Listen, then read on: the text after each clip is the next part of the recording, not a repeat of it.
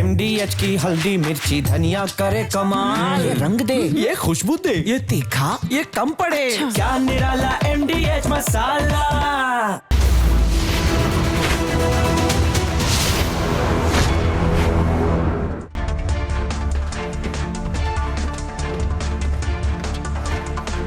नमस्कार, बहुत स्वागत है आपका। आपके साथ मैं हूं मृदुल शर्मा और आप देख रहे हैं देश का नंबर 1 न्यूज शो ये भारत की बात है। होगी देश की हर बात, दिखाएंगे आपको देश और दुनिया की तमाम बड़ी खबरें। और दर्शकों, आज की पहली खबर आपको बता रहा हूं। ऐसी खबर है, पाकिस्तान डर के मारे कांप रहा है क्योंकि भारत ने अखंड प्रहार की तैयारी कर ली है। और आज आपको बताऊंगा इसका ऐलान पीएम मोदी से लेकर गृह मंत्री अमित शाह तक ने कर दिया है। देखिए जरा।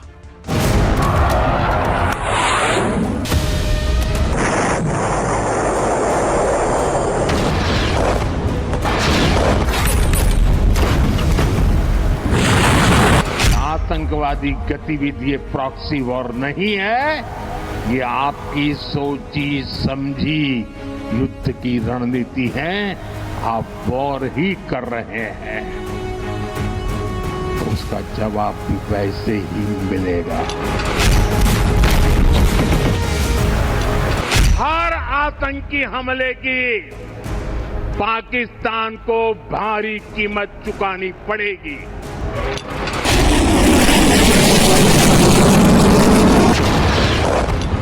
अब पाकिस्तान कभी भी ऑपरेशन सिंदूर का नाम सुनेगा तो उसे अपनी शर्मनाक शिकस्त याद आएगी।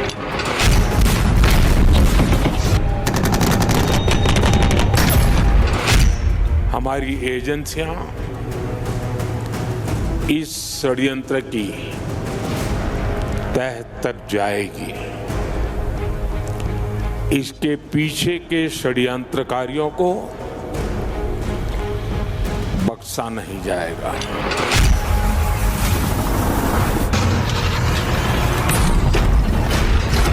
अब की बार अगर हिमाकत की तो जवाब ऐसा मिलेगा जो आपकी पुश्ते याद करेगी, पुश्ते याद।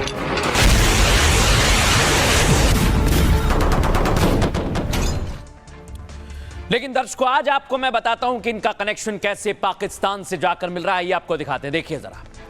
उमर की पाकिस्तानी बेगम, दोनों के आप देखिए जरा। ये पाकिस्तान और ये भी पाकिस्तान, यानी सीधा सीधा कनेक्शन पाकिस्तान से मिल रहा है। और इसको लेकर अब जांच पड़ताल बहुत तेज कर दी गई है। अब मैं आपको एक और तस्वीर दिखाता हूं दर्शकों, देखिए। यह है डॉक्टर मुजफ्फर, ये पाक हैंडलर के संपर्क में था और इसका कनेक्शन दुबई से सामने आया है। ये एक्सक्लूसिव इंफॉर्मेशन दर्शकों सिर्फ हमारे पास है और इसके बारे में मैं आपको आगे बताऊंगा। लेकिन इस बीच बड़ी खबर आपको बता दूं, कल प्रधानमंत्री नरेंद्र मोदी ने सीसीएस की बैठक ली थी।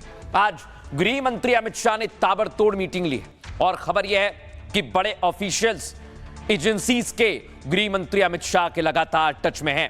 और अमित शाह ने कह दिया है कि इस बार ऐसी सजा मिलेगी कि याद रखा जाएगा। उसके लिए तैयारी आपको दिखा रहा हूं, देखिए जरा।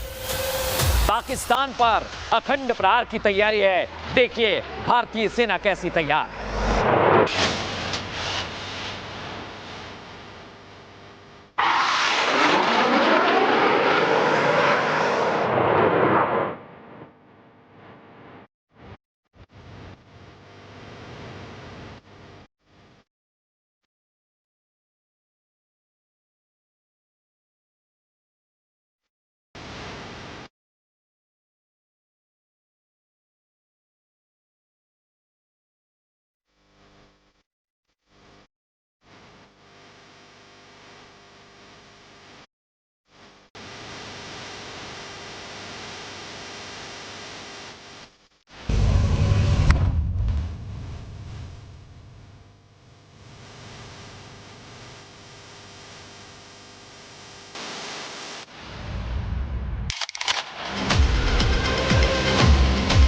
अब दर्शकों, मैं आपको बताता हूं कि इस बार भारत की नौसेना भी तैयार है और नौसेना ने जो तैयारी की है वो प्रधानमंत्री भी देख चुके हैं।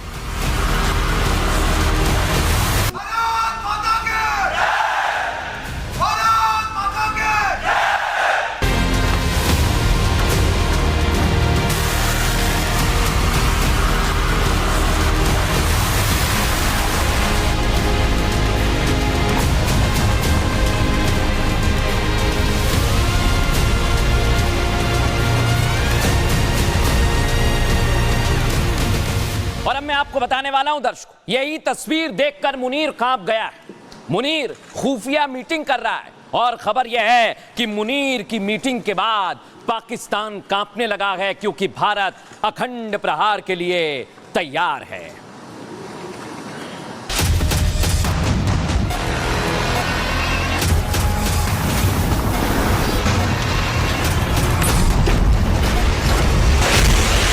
हिंदुस्तान में दहशतगर्दी का अंजाम क्या होता है, उरी, पुलवामा और पहलगाम हमले के बाद मोदी पाकिस्तान को बता चुके हैं।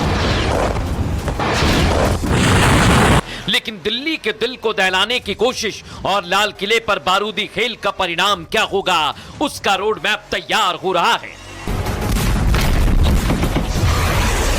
तीनों सेना प्रमुख पीएम मोदी से डायरेक्ट टच में हैं। अमित शाह खुफिया अधिकारियों के साथ मीटिंग कर रहे हैं। राजनाथ सिंह युद्ध की रणनीति पर काम कर रहे हैं, क्योंकि सरकार मान चुकी है दिल्ली में धमाका आतंकी हमला था। ऐसे में पाकिस्तान कनेक्शन के एक एक सबूत जुटाए जा रहे हैं। अब ना सिर्फ दिल्ली में सीरियल ब्लास्ट की साजिश का जवाब मिलेगा, बल्कि जो भी होगा आतंकियों को पालने वाले मुल्ला मुनीर और शहबाज के लिए विनाशक होगा। देखते जाइए आगे आगे होता है क्या। अब दर्शकों देखा आपने, पूरी तैयारी की जा रही है, लेकिन अब मैं आपको बताऊंगा गृह मंत्री अमित शाह ने क्या तैयारी की है। गृह मंत्री अमित शाह आज हाई लेवल बैठक कर रहे हैं दर्शकों, और दिल्ली धमाके पर पाक कनेक्शन की तस्वीर पूरी तरह से क्लियर हो गई है। केंद्र सरकार भी मान चुकी है कि दिल्ली में आतंकी हमला हुआ। ऐसे में पीएम मोदी की वार्निंग पर अब सबकी नजर टिकी हुई है। सवाल पूछे जा रहे हैं, आखिर पीएम मोदी अब क्या करने वाले हैं? दिल्ली में हो रही ताबड़तोड़ मीटिंग में कौन सी रणनीति बन रही है? अजित डोभाल क्या करेंगे? सीसीएस की मीटिंग के बाद अमित शाह ने आज उच्च स्तरीय बैठक की है दर्शकों, जिसमें खुफिया एजेंसियों और गृह मंत्रालय के वरिष्ठ अधिकारी शामिल रहे। बैठक में आतंकी हमले की जांच और सुरक्षा व्यवस्था की समीक्षा की गई है। तो क्या इस बार पाकिस्तान पर प्रचंड प्रहार की तैयारी हो रही है? इन्हीं सवालों से मुनीर, शहबाज भी एक एक मिनट खौफ में जी रहे हैं, क्योंकि आतंकी उमर की बेगम अफीरा पाकिस्तान की रहने वाली है और डॉक्टर आदिल का भाई मुजफ्फर पाकिस्तानी हैंडलर्स के संपर्क में था। दावा है कि दिल्ली धमाका पूरी तरह से पाकिस्तान प्रायोजित है। ऐसे में मोदी सरकार जवाब देने के लिए एक्शन प्लान तैयार कर रही है, और इसके लिए आज गृह मंत्री अमित शाह ने वार्निंग दे दी है कि ऐसी सजा मिलेगी दुनिया याद करेगी। देखिए, दिल्ली में एक आतंकवादी घटना में कार विस्फोट में 9 लोगों मृत्यु थયું અને 25 ની આસપાસ નાગરિકો ઘવાયા છે। બોમ્બ બ્લાસ્ટની કાર્યવાહી કરવાના સૌ જે કોઈ भी જે સ્તરે આની અંદર સંડોવાયેલા છે એ સૌને કાયદાની અદાલત સામે લઈ જઈ સૌને ઉચિત સજા થાય એના માટે ભારતના વડાપ્રધાનનો જે સંકલ્પ છે એ નિશ્ચિત રૂપે પૂરો થશે, અને એક એવું ઉદાહરણ બેસવાનું છે કે જેથી ભવિષ્યમાં આવી ક્યારે આતંકવાદી ઘટના ના થાય। देखा दर्शकों आपने, गृह मंत्री अमित शाह ने वार्निंग दी और इधर एक्शन प्लान पर तैयारी हो रही है। बड़ी खबर आपको बता रहा हूं, इस वक्त अमित शाह के घर पर हाई लेवल बैठक जारी है, और इसका सीधा मतलब यह सुबह से लेकर रात तक चर्चा की जा रही है। एनएसए अजित डोभाल मौजूद है, जो मैंने आपको बताया दर्शकों, और इसको लेकर पूरी तैयारी की जा रही है। लेकिन दर्शकों मैं आपको बताता हूं कैसे आईएनएस विक्रांत पर पूरी तैयारी की जा रही है। दिखाइए जरा, तपन इधर मूव करिए इसे, और ये तस्वीर जो आप देख रहे हैं आईएनएस विक्रांत से पाकिस्तान को जवाब देने की तैयारी है। दिखाइए जरा।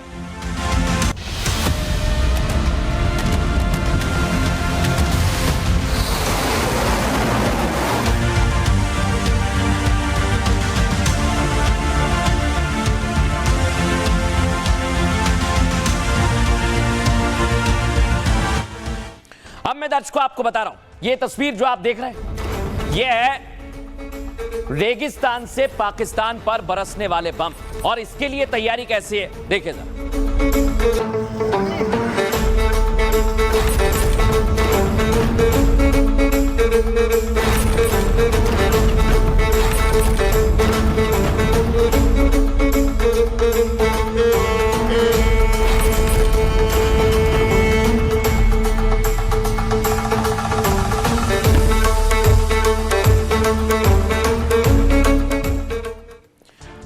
मैं आपको बता रहा हूं आईएनएस विक्रांत की जब हम बात कर रहे हैं तो इसको लेकर पूरी तैयारी की जा रही है और इसी की पूरी तस्वीर मैं आज साफ करने वाला हूं कि आईएनएस विक्रांत पर तैयारी कैसी है। आइए जरा आपको बताते हैं। ये आप देखिए दर्शकों, आईएनएस विक्रांत की रेंज में क्या क्या है। पाकिस्तान सियालकोट, लाहौर, सुक्कूर, कराची और पाक का हैदराबाद, ये आईएनएस विक्रांत की रेंज में है दर्शकों। और आपको बताता हूं हमला हुआ तो रूट क्या रहेगा, मूव कीजिए इसे। पूरी तरह से तैयारी की जा रही है और आईएनएस विक्रांत से लॉन्च स्ट्राइक में पाकिस्तान संभल नहीं पाएगा।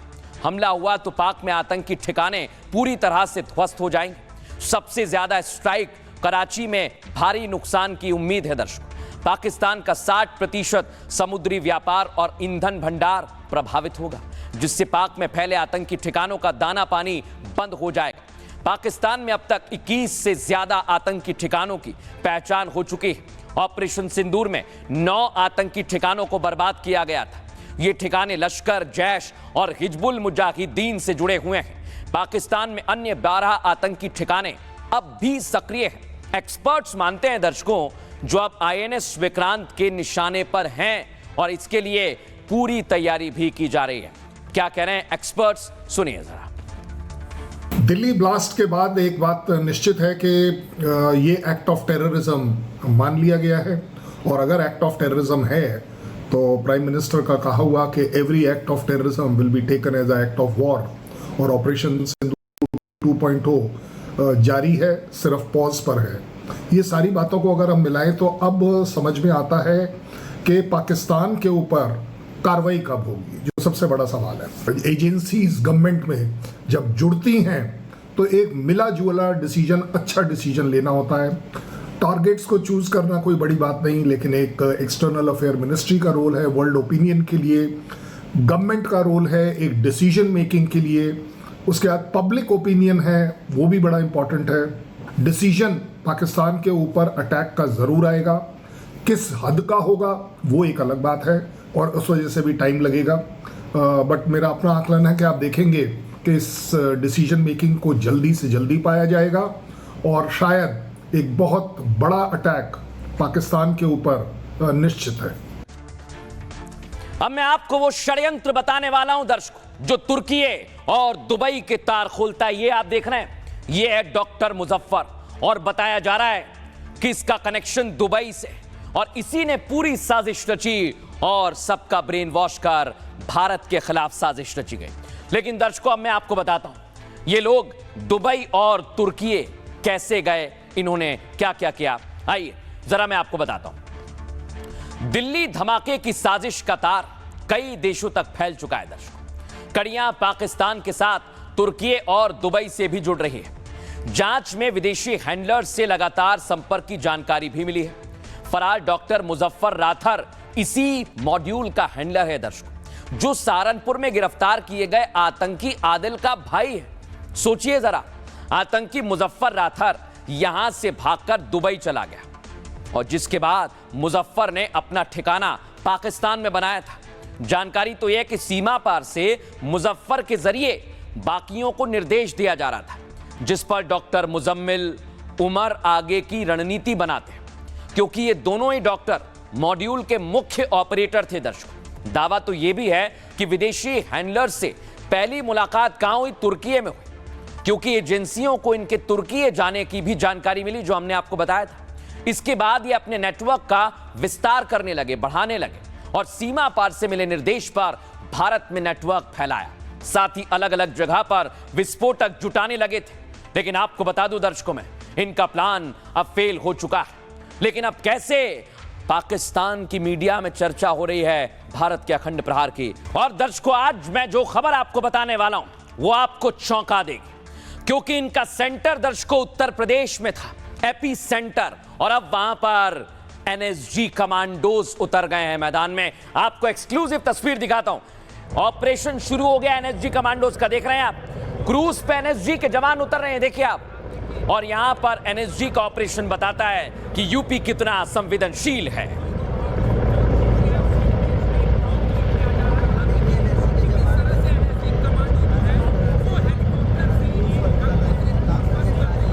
यह एनएसजी का एक कमांडो क्रूज पर उतर रहा है, उसकी तस्वीर हम आपको दिखा रहे हैं। अब मैं आपको बताता हूं, एनएसजी के ये कमांडोज उत्तर प्रदेश में आ गए हैं क्रूज पर, लेकिन जैसे ही यहां से हेलीकॉप्टर रवाना होता है, एनएसजी का एक्शन और तेज हो जाता है। वो आपको दिखाता हूं, ये आप देखिए दर्शक, दुश्मन के खात्मे के लिए गंगा में तैनात हो गए।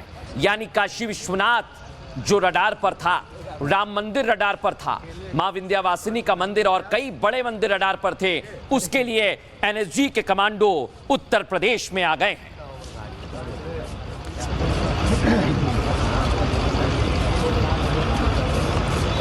अब दर्शकों, एपी सेंटर जो उत्तर प्रदेश में था उसका खुलासा हो गया। यूपी में डॉक्टर आरिफ को गिरफ्तार किया गया कानपुर से।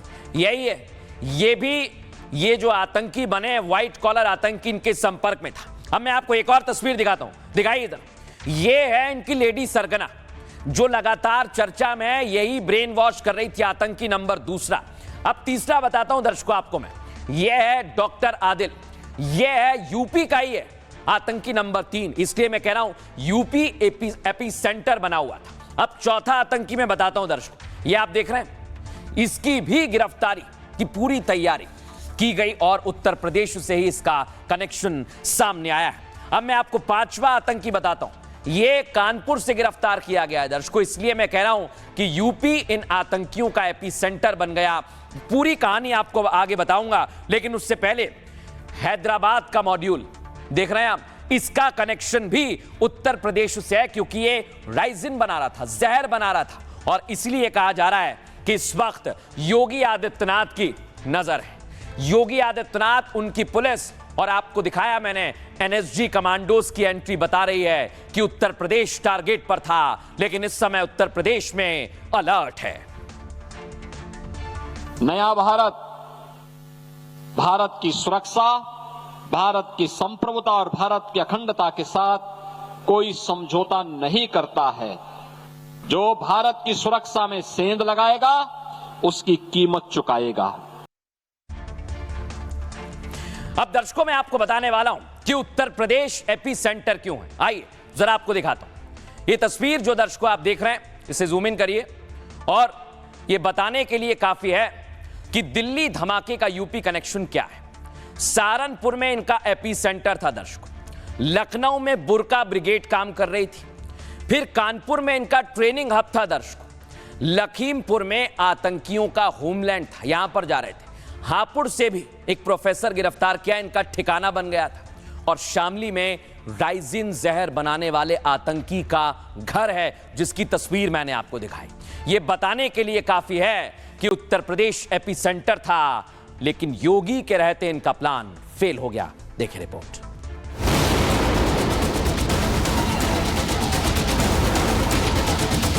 धमाका भले ही दिल्ली में हुआ, लेकिन आतंक का असली टारगेट तो यूपी था। आतंकियों की आधी फौज जिस तरह यूपी से लिंक थी, वो योगी को खटक चुका है। अब बारी आतंकियों की कीमत चुकाने की है। नया भारत, भारत की सुरक्षा, भारत की संप्रभुता और भारत की अखंडता के साथ कोई समझौता नहीं करता है। जो भारत की सुरक्षा में सेंध लगाएगा उसकी कीमत चुकाएगा। योगी का मैसेज जिहादी फिदायीन और उनके आकाओं के लिए है, जो यूपी की धरती से साजिश का ताना बाना बुन रहे थे, फिर चाहे बुरका ब्रिगेड वाली शाहीन हो या सहारनपुर वाला डॉक्टर आदिल। हर रात लगभग 5 से 6 गाड़ियों में संदिग्ध लोग आते थे डॉक्टर आदिल से मुलाकात के लिए। यहीं पर वो आतंकी पूरी प्लानिंग करता था। डॉक्टर आदिल जो आतंकी था, वो यहाँ पर आतंकी ग्रुप को इसीलिए बुलाता था ताकि जो है किसी भी देखी तरह से यहाँ पर लोग जो है कैमरे में कैद ना हो, और इसीलिए अभी तक कोई भी सीसीटीवी फुटेज जब आदिल की यहाँ से मूवमेंट होती थी वो अभी तक सामने नहीं आ पाई कि आखिर कैसे आदिल यहाँ से अस्पताल की तरफ जाता था। और भारत की ग्राउंड रिपोर्ट में आतंक के अड्डे पर हमें कई सबूत मिले हैं, वो तो दिखाएंगे ही, साथ ही बताएंगे यूपी और योगी क्यों टारगेट थे, पश्चिमी यूपी आतंक के लिए उपजाऊ क्यों हैं, बस देखते जाइए। अब दर्शकों, मैं आपको बताता हूं कि आतंकियों ने एपी सेंटर उत्तर प्रदेश को क्यों बनाया हुआ था। आइए आपको विस्तार से पूरी जानकारी देते हैं। यूपी को लेकर आतंकी साजिश पर बहुत बड़ा खुलासा हुआ है दर्शकों। अल फलाह और अहमदाबाद मॉड्यूल दोनों का सेंटर उत्तर प्रदेश में था। इन आतंकियों का पहला टारगेट यूपी के ही शहर थे। दिल्ली की जगह आतंकी लखनऊ में धमाका करने की तैयारी में थे। सूत्रों के मुताबिक फिदायीन आतंकी योगी से रिवेंज लेना चाहते थे। योगी की फायर ब्रांड छवि से आतंकी जमात खुन्नस खाए हुए थे। और आपको बता दें, विदेशी हैंडलर्स ने भी यूपी के धार्मिक स्थलों को टारगेट किया था। सूत्र हमें यह भी बता रहे हैं कि आतंकी 6 दिसंबर को बाबरी का बदला लेना चाहते थे, लेकिन प्लानिंग से पहले सहारनपुर से डॉक्टर आदिल की गिरफ्तारी हो गई और एक आतंकी की गिरफ्तारी के बाद यूपी बेस्ड पूरा नेटवर्क बेनकाब हो गया। अब तक यूपी बेस्ड आतंकी संदिग्धों की संख्या 7 के करीब पहुंच गई है, जो इधर खड़े हुए हैं। यानी यूपी में बैठकर यह आतंकी यूपी को दहलाने की साजिश रच रहे थे। कानपुर से डॉक्टर आरिफ को डिटेन किया जाना इसी कड़ी का हिस्सा है। दर्शकों, वैसे भी सालों से पश्चिमी उत्तर प्रदेश आतंकियों का सेफ जोन रहा है, लेकिन अब कमान संभाल ली है एनएसजी कमांडोज ने। अब मैं आपको बताऊंगा कि इस मामले को लेकर क्या कुछ कहा जा रहा है, सुनिए जरा। आधे से डॉक्टर से काम करते जाके चले आते। किस तरह से आप लोग रूम में भी नॉर्मल थे सर। खाना पीना तो साथ रहता होगा ना? हाँ, मेड खाना बनाते थे, वो खाते थे, सो जाते थे सर। रूम आपने दिलाया था? बातचीत कैसे? नहीं, रूम मैंने नहीं दिलाया था। किसी तरह की एक्टिविटी हुआ करती थी? नॉर्मल जैसे बात करते हैं कॉलीग्स आपस में, वैसे ही सर, ऐसा कुछ नहीं। इस्लाम के बारे में बातचीत होती थी क्या? नहीं सर, मेरी क्यों ही होगी इस बारे में। दिल्ली या तुर्की कहीं विदेश यात्रा के बारे में बातचीत की हो? नहीं, ऐसा I have not had any interaction like that. अब दर्शकों, सवाल यह उठता है कि यूपी एपी सेंटर क्यों था? क्या वाकई यूपी में कोई बड़ी प्लानिंग की तैयारी थी? सुनवाता हूं आपको। अल-फलाह यूनिवर्सिटी से अलग अलग सूत्रों को फॉलो करते करते हरियाणा पुलिस, जे&के पुलिस और उत्तर प्रदेश की पुलिस उत्तर प्रदेश के अलग अलग जगह पर जाकर छानबीन कर रही है। सहारनपुर में तो इनका गढ़ पाया गया। यह आस्ते आस्ते लग रहा है कि पूरे पश्चिमी उत्तर प्रदेश में जहाँ पर एक जाति विशेष या धर्म विशेष के लोग रहते हैं, इनकी बहुत बड़ी तादाद में लोकल सपोर्टर्स हैं। ऐसी हालत में उत्तर प्रदेश का जो एडमिनिस्ट्रेशन है, योगी जी की सरकार है, उसे स्पेशल कदम उठाने पड़ेंगे कि आने वाले निकट भविष्य में किसी भी धार्मिक स्थल में कोई बड़ा हादसा ना हो जाए। अब दर्शकों, मैं आपको बताऊंगा, जो सहारनपुर में गिरफ्तारी हुई है उसके अड्डे पर आज रिपब्लिक भारत पहुंचा है और आपको बताते हैं ये गलियों में था। सोचिए जरा, पड़ताल में आतंकी आदिल को लेकर चौंकाने वाले खुलासे हुए हैं। आर भारत की टीम डॉक्टर आदिल के अस्पताल और घर पर पहुंची और हमारी इन्वेस्टिगेशन में साजिश के कई किरदार सामने आए। डॉक्टर आदिल ने घर पर ऐसी जगह पर लिया था जिसके दोनों तरफ रास्ते हो, आगे भी और पीछे भी, यानी अगर पुलिस और एजेंसियां आए तो भागने का सेफ रास्ता मिल जाए। लेकिन छापेमारी से पहले जवानों ने दोनों ही रास्तों को घेर लिया। डॉक्टर आदिल ने रहने के लिए ऐसी जगह को चुना जहां पर सीसीटीवी कैमरे ना हो, क्योंकि सीसीटीवी से उसके पकड़े जाने का चांस काफी बढ़ जाता। पड़ताल में तो यह भी पता चला है कि डॉक्टर आदिल के घर पर संदिग्ध लोग आते जाते थे। 4 से 5 संदिग्ध लोग हर दिन डॉक्टर आदिल से मिलने के लिए आया करते। माना जा रहा है कि ये वही संदिग्ध हैं जो साजिश में शामिल हो सकते हैं और सहारनपुर में नौकरी करने के लिए आना भी डॉक्टर आदिल की बहुत बड़ी चाल थी। सहारनपुर से पूरी रणनीतिक रूप से ये बेहद संवेदनशील जगह है, इसलिए खुलासे हो रहे हैं क्योंकि यहां एयरफोर्स स्टेशन, एयरपोर्ट और रिमाउंट डिपो जैसे सेंसिटिव एस्टेब्लिशमेंट है। जांच एजेंसियों का मानना है कि अनंतनाग से नौकरी छोड़कर आदिल का सहारनपुर आना किसी गहरी साजिश का हिस्सा हो सकता है। इसको लेकर आज रिपब्लिक भारत की टीम ग्राउंड जीरो पर पहुंची और एक्सक्लूसिव रिपोर्ट आपको दिखाते हैं हमारे सहयोगी सागर की। ये देखिए, ये जो गली मैं आपको दिखा रहा हूँ, ये गली पूरी सुनसान है। यहाँ पर ना कोई सीसीटीवी कैमरे हैं और ना ही देखिए यहाँ पर एक रात में परिंदा भी पर मारेगा निकलकर, क्योंकि गलियां थोड़ी खाली हैं। ये वो घर का दरवाजा है जहाँ पर इस समय ताला लगा हुआ है। डॉक्टर आदिल इसके अंदर रहता था। हर रात लगभग 5 से 6 गाड़ियों में संदिग्ध लोग आते थे डॉक्टर आदिल से मुलाकात के लिए। यहीं पर वो आतंकी पूरी प्लानिंग करता था कि आखिर कैसे देश के हिस्सों में देखिए ब्लास्ट की प्लानिंग की जाए और दहशत फैलाई जाए। फेमस मेडिकेयर सुपर देखिए, ये हॉस्पिटल है जहाँ पर डॉक्टर आदिल काम करता था। यहाँ पर काम करने के बाद अब पुलिस ये भी खंगाल रही है कि आखिर कैसे आदिल जो है यूपी वेस्ट को देखिए आतंक का नया ठिकाना बनाना चाहता था। देखिए फिलहाल ये तस्वीरें अस्पताल के अंदर की जहां पर वो काम करता था और यहीं पर हर रोज देखिए वो 10 से 6 काम करता था, फिर उसके बाद अपने घर की तरफ जाता था जहां पर उसने 2 दरवाजों वाला घर लिया था ताकि किसी को भी भनक ना लगे इन आतंकी गतिविधियों की। अब दर्शकों मैं आपको एक बड़ी खबर बताने वाला हूं। इस समय बड़ी जानकारी मिल रही है। बाबा बागेश्वर की यात्रा में एक संदिग्ध घुस आया है। बाबा की यात्रा यूपी में चल रही है और जैसा मैं आपको बता रहा हूं यूपी एपी सेंटर साजिश की जा रही है। इसी बीच ये संदिग्ध पकड़ा गया है। दर्शकों इसकी तस्वीर जरा मैं आपको दिखाता हूं। ये आप देखिए, ये देखिए, ये है वो संदिग्ध जो बाबा की यात्रा में पहुंचा हुआ है। दावा ये कि ये सुरक्षा कर्मी बनकर घुस गया। ये कौन है, यहां कैसे पहुंचा, इसकी जांच पड़ताल भी की जा रही है। अब मैं आपको एक और तस्वीर बताता हूं दर्शकों। यूपी में कैसी तस्वीर सामने आ रही है वो चुनौतीपूर्ण है क्योंकि बाबा बागेश्वर की यात्रा अलग अलग जगह से निकल रही है और उत्तर प्रदेश में इस समय खुफिया एजेंसीज भी अलर्ट पर हैं। लेकिन दर्शकों अब आपको बताएंगे और कैसे अल फला यूनिवर्सिटी सवालों के घेरे में आ गई। अल फला यूनिवर्सिटी से कई किरदार सामने आए हैं, उनका सामने आना बाकी है। लेकिन इस बीच चौथी गाड़ी कहां है, 300 किलो विस्फोटक कहां चला गया है, उसकी पूरी जानकारी आज मैं आपको देने वाला हूं। लेकिन ब्लास्ट से कुछ देर पहले का सीसीटीवी फुटेज दिखाता हूं आपको। दिखाइए जरा, ये आप देखिए दिल्ली में कार ब्लास्ट हुआ। देखिए आप, इतनी कार आसपास खड़ी हुई है 10 से ज्यादा और फिर होता है धमाका। देखिए आप जरा फुल फ्रेम दिखाइए, एक दो नहीं 10 कार और ऑटो आसपास खड़े हुए हैं।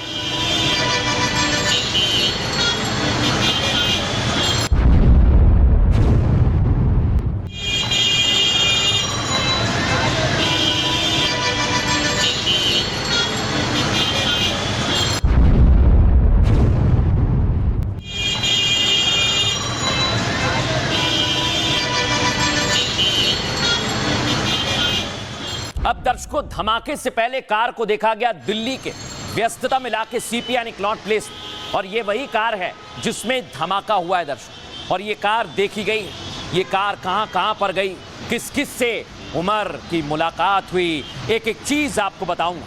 लेकिन दर्शकों ये तो हुई पहली कार I-20 जो फट चुकी है। दूसरी कार अब आपको दिखाता हूं, ये है दूसरी कार। ये ब्रेजा कार है जो ये लेडी आतंकी है जिसका नाम डॉक्टर शाहीन है, इसकी कार बताई जा रही है और इसे भी आज बरामद कर लिया है।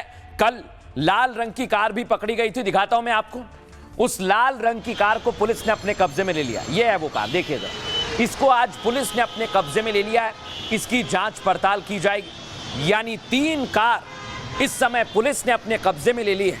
लेकिन दर्शकों चौथी कार कहां है, 300 किलो विस्फोटक कहां है, इसको लेकर पुलिस की जांच पड़ताल तेज है। दिखाता हूं आपको।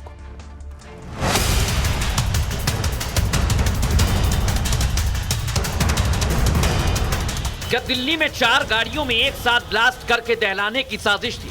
दिल्ली ब्लास्ट के बाद जांच एजेंसियों को अब तक 3 गाड़ियां मिल चुकी हैं। चौथी गाड़ी की खोजबीन जारी है। सवाल ये कि क्या चौथी गाड़ी में ही 360 किलो विस्फोटक रखा है? आखिर आतंकियों ने उस गाड़ी को कहां छिपा दिया है? रेड कलर की इको स्पोर्ट कार जो आप तस्वीरों में देख रहे हैं, ये एक्सक्लूसिव तस्वीरें हैं। ये eco sport car doctor Umar के नाम रजिस्टर्ड थी जो कि फेक एड्रेस पे रजिस्टर्ड की गई थी। इसी गाड़ी की तलाश की जा रही थी क्योंकि पहली गाड़ी I-20 थी जो कि ब्लास्ट होती है और दूसरी गाड़ी इको स्पोर्ट कार तस्वीरों में आप देख सकते हैं। सवाल यह है कि आतंकी 6 दिसंबर को ब्लास्ट करने की प्लानिंग कर रहे थे। क्या सुरक्षा एजेंसियों के ताबड़तोड़ एक्शन से डॉक्टर उमर ने फिदायीन बनकर कार में ब्लास्ट करने का कदम उठाया?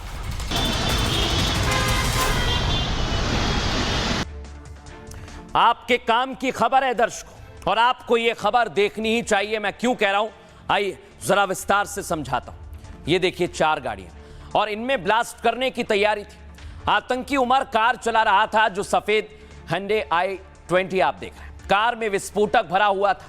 उमर ने ब्लास्ट करके कार को उड़ा दिया है। पहली कार फिदायीन हमले में खुद भी मारा गया है। उमर का डीएनए उसके मां और भाई से मैच हो गया है। I-20 कार से मिली हड्डियों से डीएनए मैच किया गया।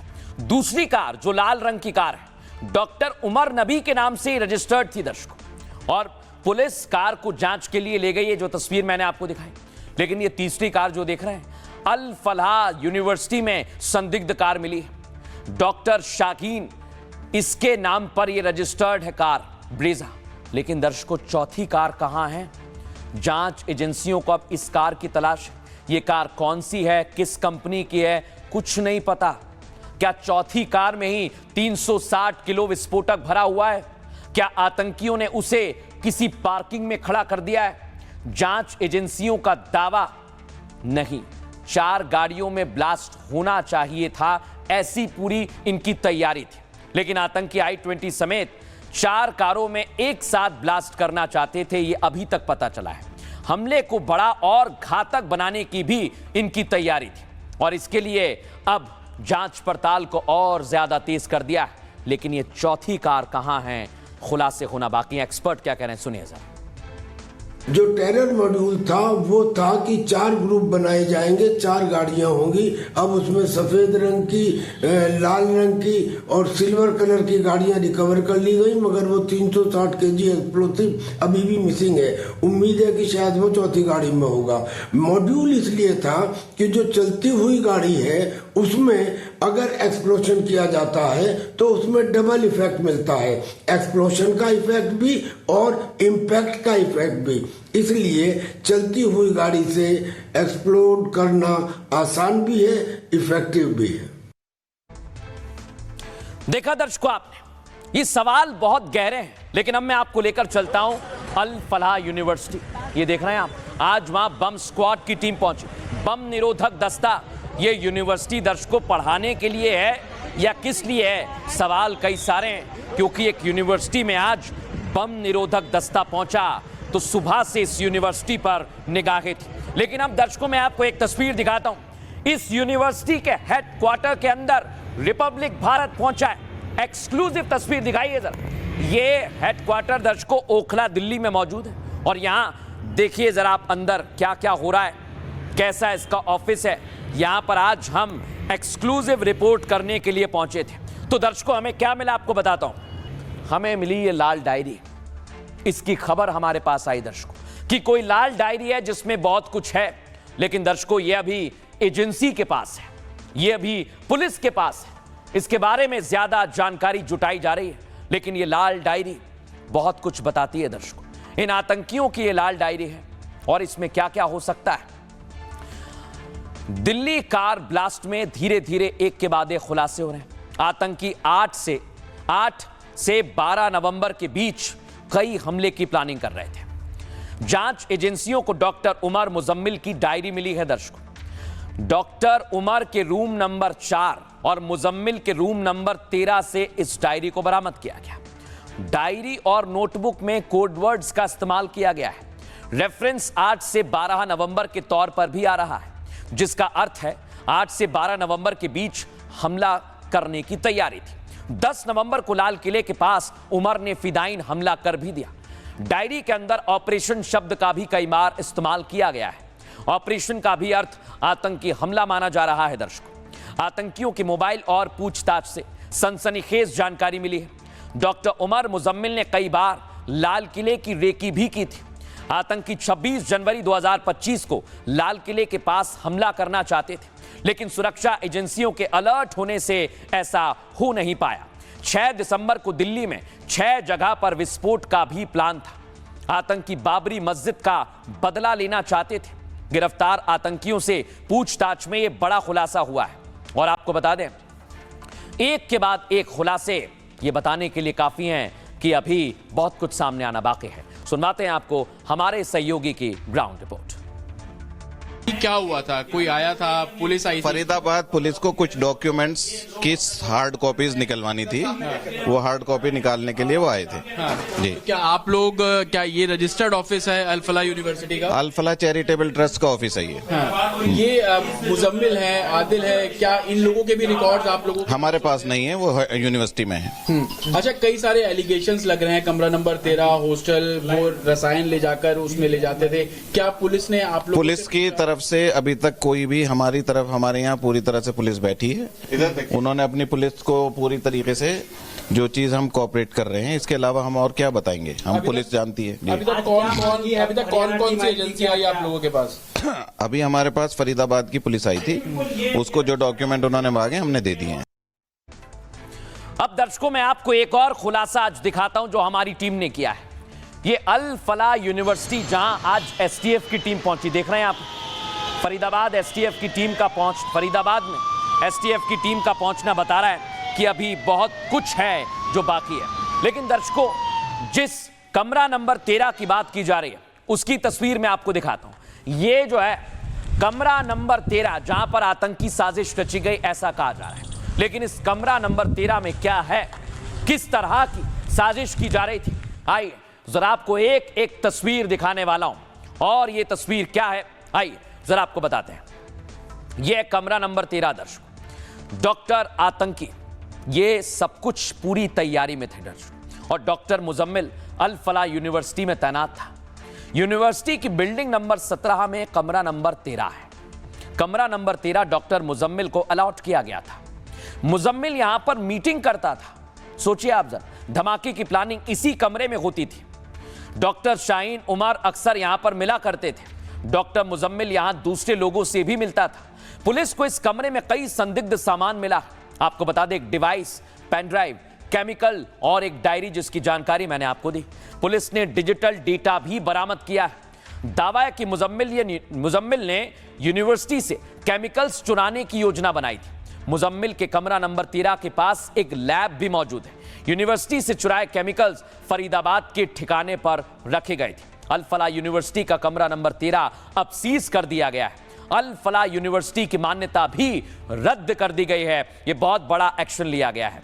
लेकिन दर्शकों, सबसे बड़ी बात यह है कि इस कमरे को लेकर एजेंसीज जांच कर रही हैं। ग्राउंड रिपोर्ट आपको दिखाते हैं। अगर इस बिल्डिंग की बात करें तो बताया जा रहा है कि वही बिल्डिंग है, बिल्डिंग नंबर 17 रूम नंबर 13, यानी जहां पे मुजम्मिल और उमर रहते थे।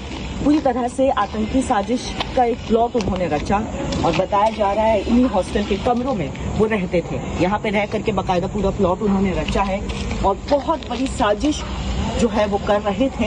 हालांकि साजिश उनकी नाकाम हो जाती है क्योंकि उनकी जो साजिश थी वो देश के अलग अलग हिस्सों में और खास तौर पर धार्मिक स्थल को टारगेट करना यही साजिश थी। हालांकि बात करें तो दिल्ली बमब्लास्ट के बाद लगातार एक के बाद एक खुलासे हो रहे हैं।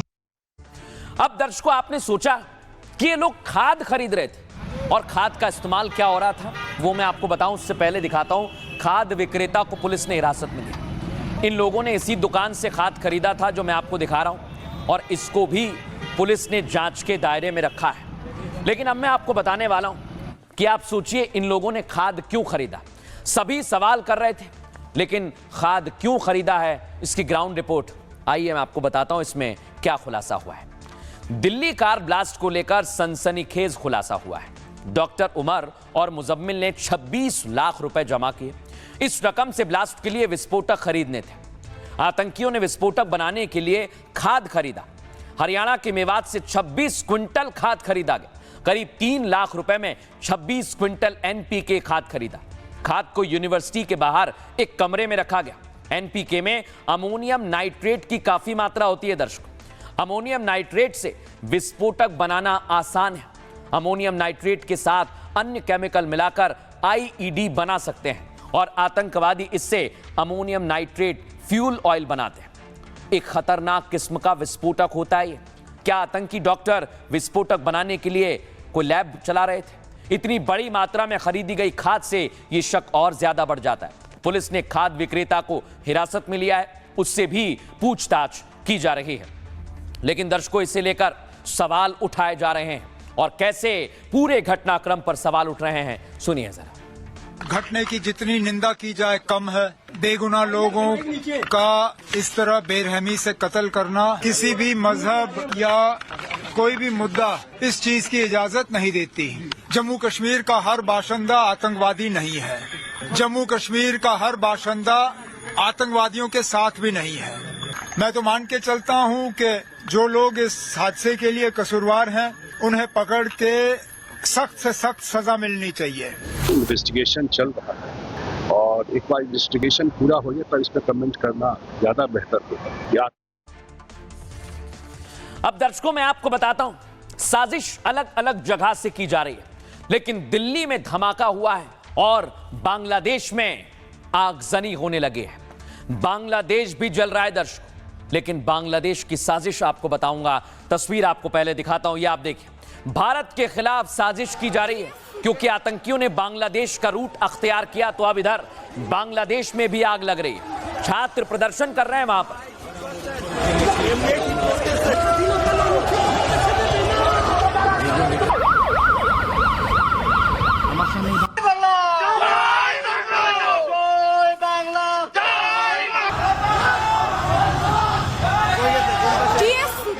अब मैं आपको दिखाता हूं दर्शकों, ये तस्वीर आप देख रहे हैं।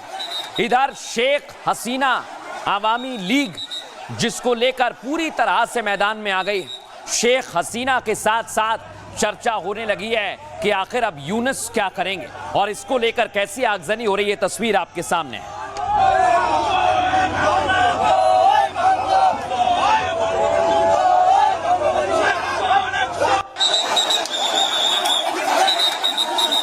अब मैं आपको बताता हूं, पूरे बांग्लादेश में लॉकडाउन का असर है क्योंकि फोर्स मैदान में है। छात्र प्रदर्शन कर रहे हैं, अलग अलग जगह पर रैलियां निकाली जा रही हैं और प्रदर्शनकारियों ने यूनुस की सत्ता को हिलाकर रख दिया है।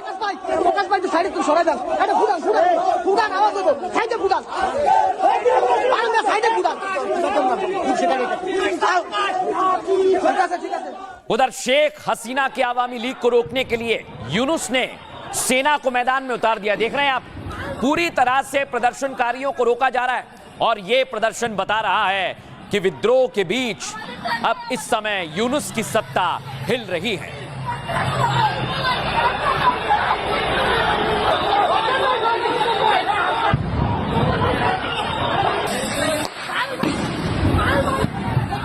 अब दर्शकों मैं आपको बताता हूं, ये बांग्लादेश पाकिस्तान का दोस्त बन रहा है और बांग्लादेश में एक बार फिर गृह युद्ध जैसे हालात उत्पन्न हो गए हैं। कट्टरपंथियों ने आवामी लीग के दफ्तर को आग के हवाले कर दिया। विभिन्न राजनीतिक दलगुलो तादेर नतुन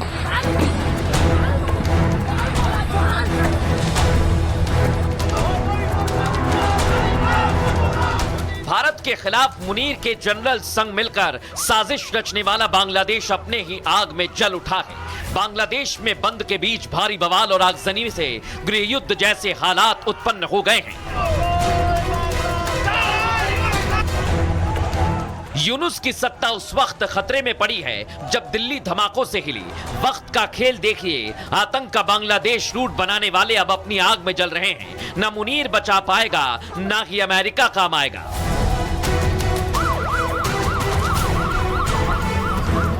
बांग्लादेश में इस बवाल की वजह है शेख हसीना के खिलाफ आने वाला इंटरनेशनल कोर्ट का फैसला।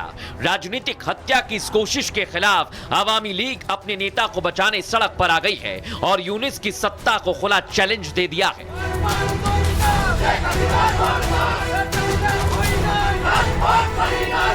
वैसे भी बांग्लादेश अपने कंधे पर पाकिस्तान की बंदूक उठाए घूम रहा है। हाफिज के कट्टरपंथियों को बुलाकर तकरीरें पढ़ रहा था, लेकिन दिल्ली में धमाके के बाद सब्र का बांध टूट गया। नतीजा बांग्लादेश अपनी ही आग में जल उठा। लेकिन दर्शकों, जैसा मैंने आपको बताया, यह बांग्लादेश पाकिस्तान का दोस्त बन रहा था, लेकिन अब बांग्लादेश में स्थितियां खराब हैं। दिल्ली धमाके के बाद हर दुश्मन भारत के रडार पर है, लेकिन दिल्ली धमाके के बाद सब्र का यह बांध टूट गया है। खबर है कि बांग्लादेश फिर विद्रोह की आग में जल उठा है। बांग्लादेश के कई शहरों में विद्रोहियों ने लॉकडाउन कर दिया है।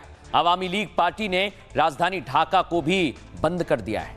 लॉकडाउन के विरोध में कट्टरपंथी गुट सड़क पर आ गया है और आवामी लीग और कट्टरपंथी गुट के बीच जमकर बवाल हो रहा है। विद्रोह के चलते बांग्लादेश में गृह युद्ध जैसे हालात बन गए। इस विद्रोह के पीछे दो बड़ी वजह बताई जा रही है। पहली वजह शेख हसीना के खिलाफ आने वाला कोर्ट का फैसला और दूसरी वजह स्कूलों में स्पोर्ट म्यूजिक टीचर का पद खत्म करना। आरोप है कि यूनुस सरकार ने कट्टरपंथी समूहों के दबाव में फैसले लिए और फैसले के विरोध में हजारों छात्र मशाल लेकर सड़क पर उतर गए। ढाका में कई इलाकों में विस्फोट, झड़प और लॉकडाउन की खबरें हैं। यानी यूनुस की इस्लामीकरण वाली सत्ता अपनी आखिरी सांसें गिनने लगे हैं। लेकिन दर्शकों, मैं आपको बताता हूं, इधर बांग्लादेश में यूनुस की सत्ता हिल रही है और वहां से आई तस्वीरों को दिखाता हूं। देखिए जरा, यहां प्रदर्शनकारियों ने ट्रेन को रोक दिया है और ट्रैक पर भी आग लगा दी है। ये तस्वीर जो आप देख रहे हैं,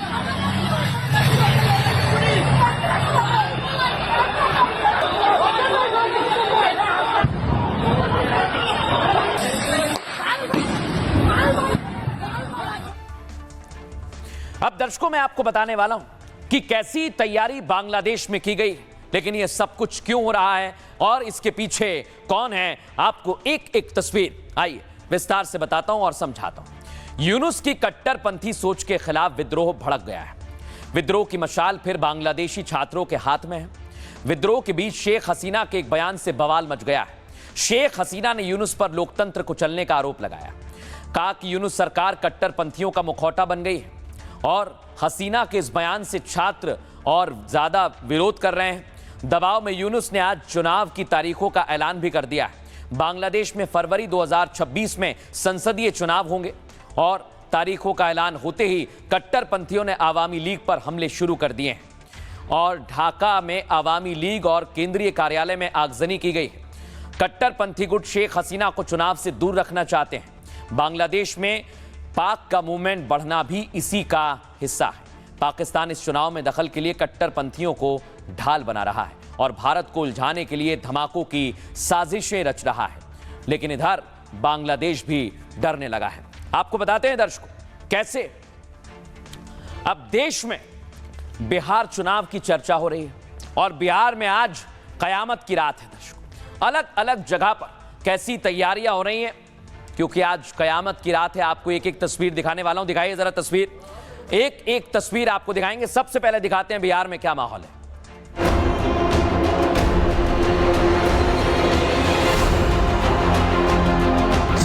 चाहे जो कुर्बानी देना पड़ेगा, इस बार काउंटिंग में बेईमानी नहीं होने दिया जाएगा। लालू यादव जैसे भ्रष्ट को क्यों बोलते हैं? मैं आपको चेतावनी देना चाहता हूँ, पूरी जनता सड़क पर आएगी और वो दृश्य देखने को मिलेगा जो आपको नेपाल में देखने को मिला है। अब देश की बड़ी पार्टी, हमारे प्रदेश की विपक्षी बड़ी पार्टियां जब इस तरीके के बयान देकर लोगों को उकसाने का प्रयास करें, यह मान के चलिए कि ये लोग इसका मतलब हार हो रही है ये जान रहे हैं।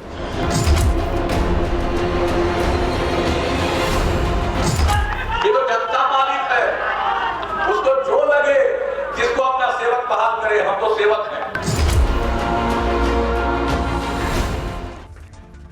अब दर्शकों मैं आपको बताता हूं, ये देखिए, कहीं मंदिर, कहीं मजार पर मत्था टेका जा रहा है तो कहीं गुरुद्वारे में अरदास की जा रही है।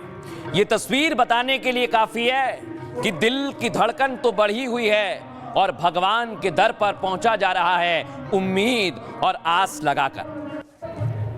अब आपको दिखाता हूं दर्शकों, इधर हवन हो रहा है। देखिए जरा, तेजस्वी यादव की जीत के लिए, महागठबंधन की जीत के लिए हवन किया जा रहा है और यह हवन बताने के लिए काफी है कि इधर भी पूरी तैयारी है। अब आपको एक और तस्वीर दिखाता हूं, इधर पूरी तैयारी की जा रही है और यहां आशीर्वाद भी मांगा जा रहा है। बाकायदा तेजस्वी को आशीर्वाद दिया जाए। महागठबंधन ने गाना भी लॉन्च कर दिया है। ये 22 सितंबर दशहरे को ही बता दिया गया था कि आशीर्वाद दिया जाए, लेकिन अब आरजेडी में हंगामा होने लगा है। उनका कहना है कि ईवीएम को संभाल कर रखना है और तेजस्वी कार्यकर्ताओं से कह रहे हैं, लेकिन कार्यकर्ता जोश में आकर अलग अलग जगह पर प्रदर्शन कर रहे हैं और इस प्रदर्शन पर भी बिहार में सियासत गरमा रही है। अब ये पूर्ण रूप से साबित हो गई है कि एनडीए बीजेपी की सरकार ये चोरों की सरकार है। अब दर्शकों, प्रदर्शन किया गया, बोला गया कि इसमें ईवीएम है, लेकिन ये सारे बक्से खाली निकले। यानी जैसे ये बक्से खाली हैं, वैसे ही आरजेडी के आरोप भी खाली निकले और इस पर सियासत गरमा गई।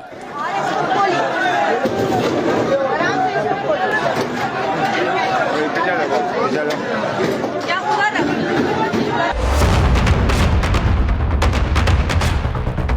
बिहार में आज कयामत की रात है। चंद घंटे बाद सियासी दलों की किस्मत तय हो जाएगी। बिहार में आलम यह है कि खाली ट्रक और खाली बक्से विपक्ष को डरा रहे हैं।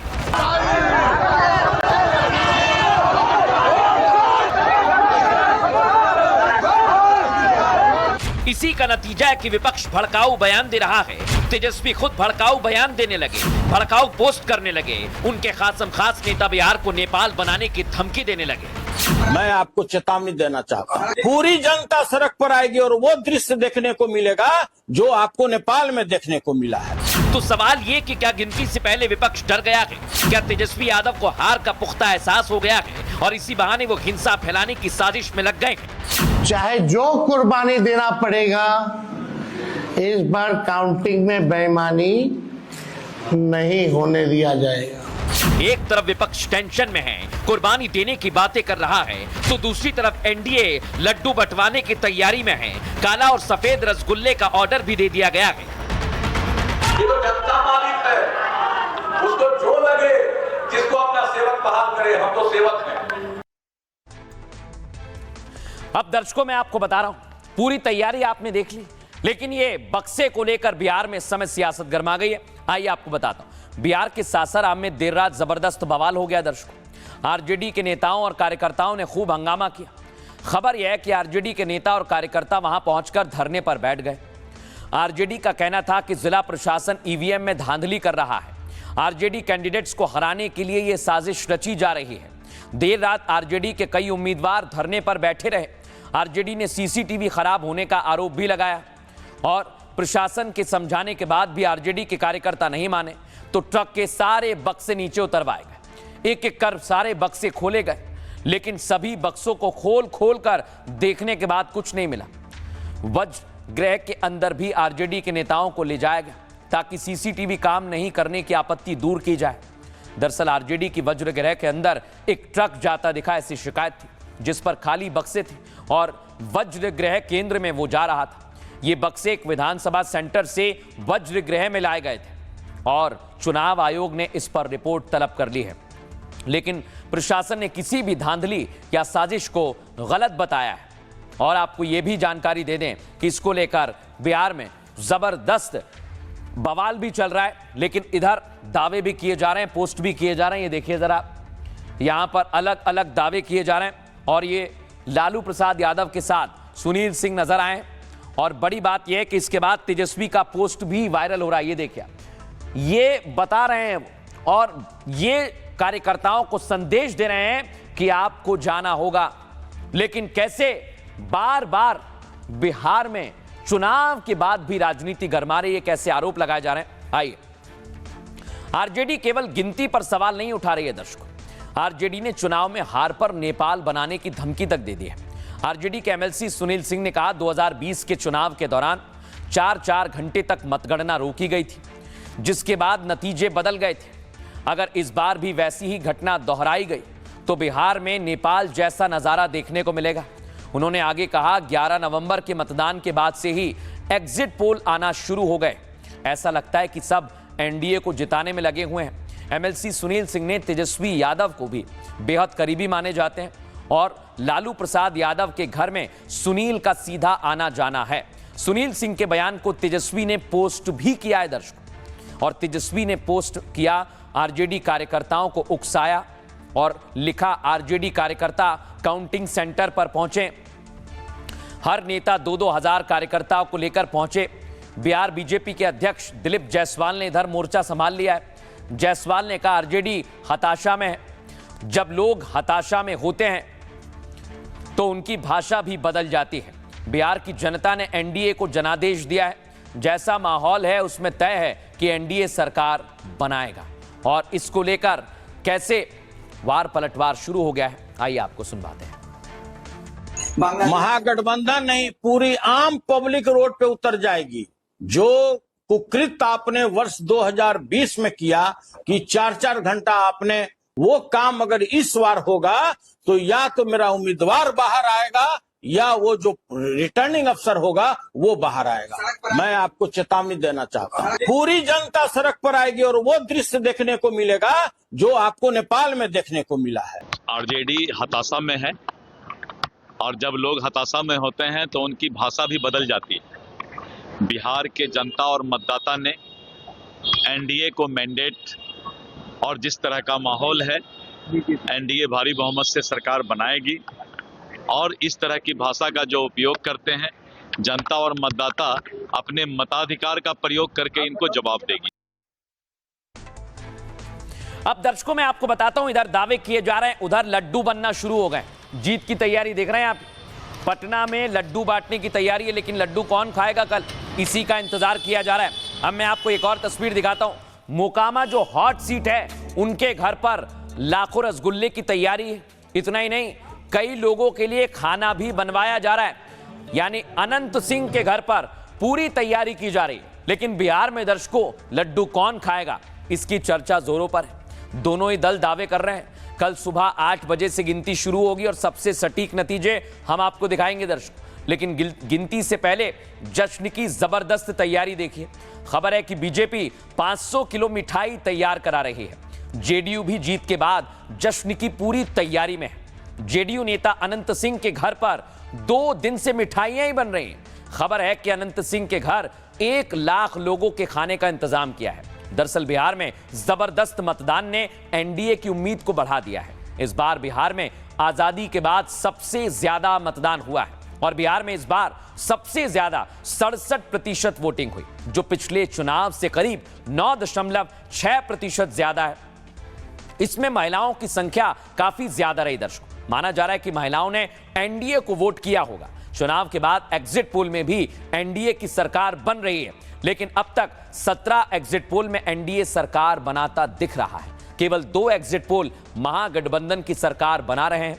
पोल ऑफ पोल्स में एनडीए को 154, महागठबंधन को 83 सीटें मिल रही हैं और अन्य के खाते में 5 से 6 सीट जाती हुई नजर आ रही है। लेकिन दर्शकों, उससे पहले दावे किए जाने शुरू किए गए और वो अब तक जारी हैं। सुनिए जरा। जो हम लोग चुनाव कैंपेन में देखे या हम लोगों का जो फीडबैक है, जो अपने प्रत्याशियों से फीडबैक लिया है, असेसमेंट किया है, बहुत बड़े मार्जिन से चुनाव जीता। अब चोरी करके ही 2000, 3000, 500, 1000 वोट को फिर से आप सत्ता के द्वारा दुरुपयोग करिएगा, वो तो बिल्कुल अलग बात। तो सत्ता है तो आप नंगा खेल खेल लेते हैं, लेकिन जनता के बदौलत तो आपके पास कुछ भी नहीं है। बदलाव हमें दिखा है। मैंने जितना बिहार का दौरा और मोटरसाइकिल से, मैं तो कह रहा हूँ, जितना मैंने देखा उसमें बदलाव। बिहार में प्रचंड बहुमत की एनडीए की सरकार बन रही है और आरजेडी सहित जो महागठबंधन है ये बुरी तरह से हार का सामना कर रहा है। आज भी बिहार में आरजेडी के जंगल राज को लोग भूले नहीं हैं। अब दर्शकों, अपनी अपनी जीत के दावे किए जा रहे हैं, लेकिन कल सुबह सबसे सटीक नतीजे हम आपको बताएंगे। उसके बाद तय होगा बिहार में कौन सिकंदर है। लेकिन आज सूत्र बताते हैं आपको, जो कवि रंजीत का है और वो आपको सुनना ही चाहिए। लक्ष्य तुम्हें जो पाना है उस लक्ष्य पर नजर गड़ाओ, पीछे मुड़कर कभी ना देखो, आगे बढ़ते जाओ।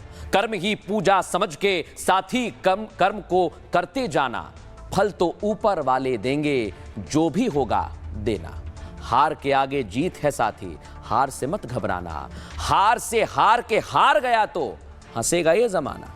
नीचे तो धरती है पर ऊपर का कोई अंत नहीं, सबसे पीछे हार है, आगे जीत का कोई अंत नहीं। नई नई ऊंचाई छूकर नया इतिहास बनाना, अमावस्या के रात में भी चांद सी चमक दिखाना। यही हम कहेंगे दर्शकों। कितना भी अंधेरा हो, आपको प्रकाश ही प्रकाश फैलाना है। एक छोटा सा ब्रेक लेना है, जल्द हाजिर होंगे। नमस्कार।